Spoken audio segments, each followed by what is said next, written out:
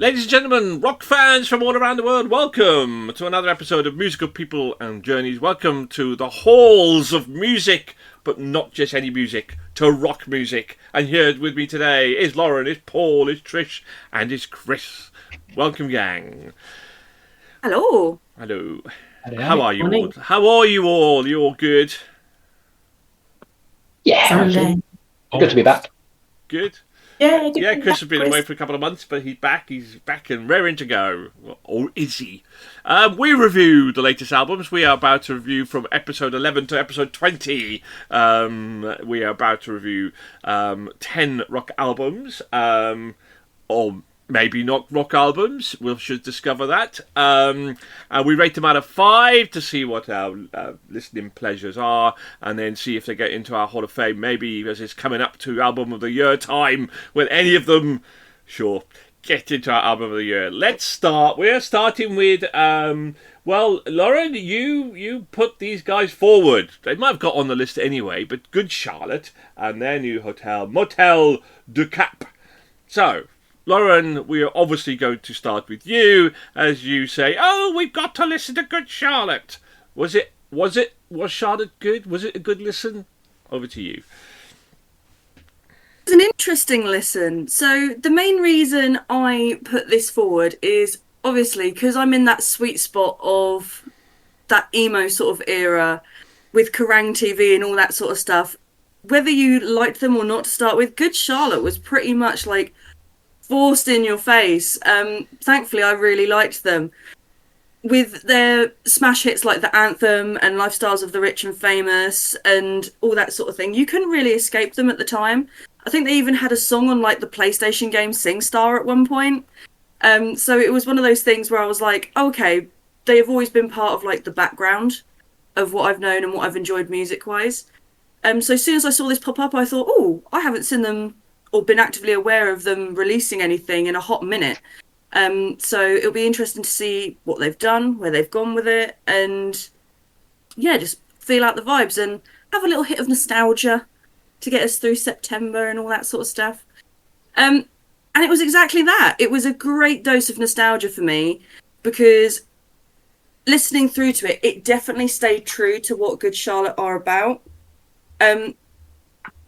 That for me is both a good thing and a bad thing, really. It's the sort of thing of like, there are no massive knockout tracks like you used to have with the Anthem and Lifestyles and all that sort of stuff.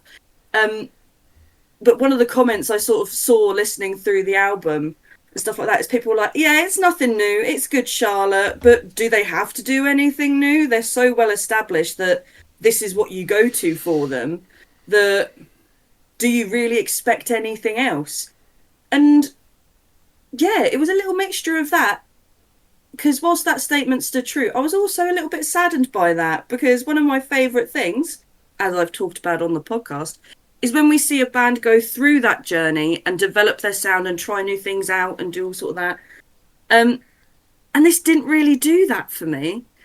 So overall, yes, I enjoyed it. It's not going to be an immediate go-to. There is other things in their back catalogue that I really, really adore. So yeah, it was okay. It was good. It was Good Charlotte. Now, at weekends, we like to call him Charlotte, and is he any good? Chris?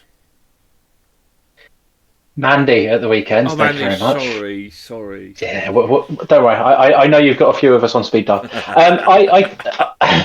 I kind of have to agree with Lauren in almost everything you say. You know, it's a decent hit of nostalgia. I used to listen to Good Charlotte a bit back when I was at uni and everything. Kind of left the river after that, but yeah, it just feels like they've become a bit more mature. It's still Good Charlotte. It's still what they do, but they're just not as raucous as they used to be when they were, you know, going against the people in with money and power and everything else. So yeah, kind of as Lauren said, it's a decent album, but there is no Anthem on this one.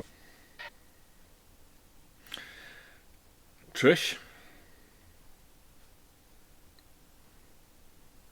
I'd not really listened to Good Charlotte before, but I'm glad I have now with this album.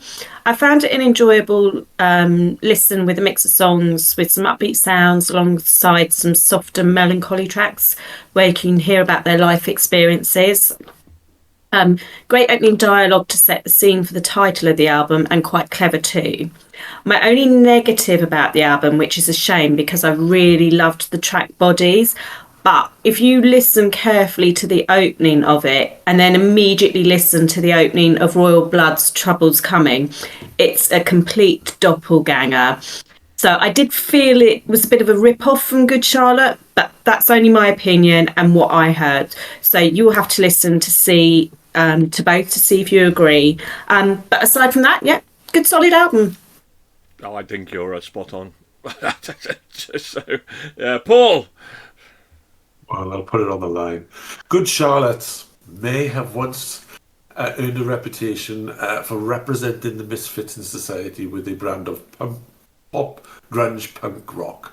However, for Motel du Cap, I believe that cap has been misspelt and the R is missing after the C.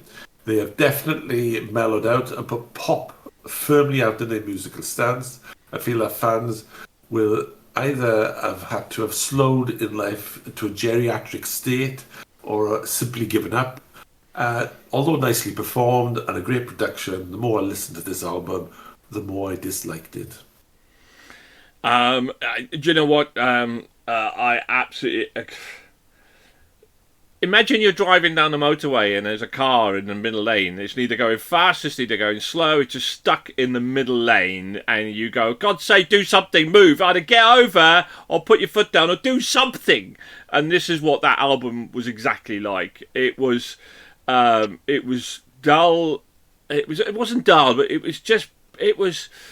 was music by numbers. It really was, and I just wasn't just that track either. I had a feeling, because I'm rubbish at placing music, where basically I had a feeling, God, have I heard that before? I think I've heard that one before. I think I've heard that before, right through this album. And in fact, the only saving grace of this album was "Deserve You," which featured Luc Poget, which is more like a country track. So it's like, oh, thank God, something a little bit different and good. I mean, it was a really, really good track, and that kind of was really the only saving grace.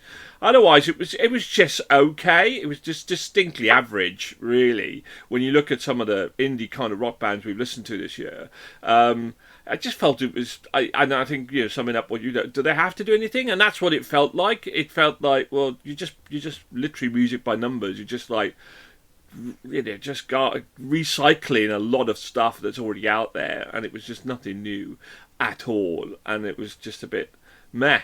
It was a bit meh. I mean, and let's be honest, this is not the first time we're going to say that this month. But let's anyway, let's find out, shall we? What we all thought about it. Let's start with you then, Lauren. At 5 for your listening pleasure. The Nostalgia Complex put a shift in. I gave it a 3.5. Chris? Yeah, I'm in line with Lauren here again as well. 3.5. See, that's a good score for you. Mm-hmm. Trish? I also gave it a 3.5. Andy also give it a 3.5. Wow. Paul? 1.5. See where this is going. Sorry, Paul? 1.5. Yeah, absolutely. It wasn't, Paul. I think if it wasn't for "Deserve You" and that with Luc Poget, I think I would have matched the 1.5. 2.5 from me. 2.5. So as we know, only the power of 5 count. So Paul, we're going to lose your 1.5, giving it a respectable, which is pretty higher than I thought it was going to be, a respectable 3.3. So, we have now reviewed 598 albums. 2 away from the magic 600. 598 albums. This puts Good Charlotte at 362nd. And we've done 136 albums for the year, and it's not even made the top 100. There we go. So, do you agree, rock fans, Good Charlotte fans, or not Good Charlotte fans? Have you listened to the album? Do you agree? Do you disagree? Leave your comments below. Hit the like and subscribe button. We would love you forever if you did. Thank you very much. And tune in for episode 12. Oh, I lost my voice there, everybody. Goodbye.